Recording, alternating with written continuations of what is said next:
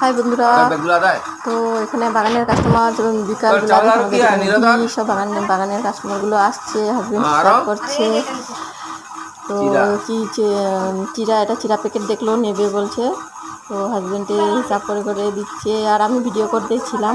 এরা রোজ আমাদের থেকে মানে মাল নেয়, আর 15 দিনে মানে পয়সা পায়, আবার এনে দেয়।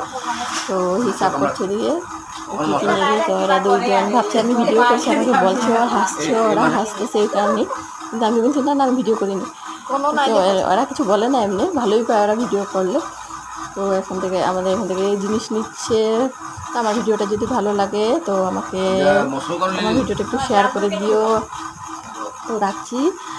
তো এখন আরও কী কী মাল নিচ্ছে, ওখানে আমার সেলম্যানের মালও দিচ্ছে ওইদিকে।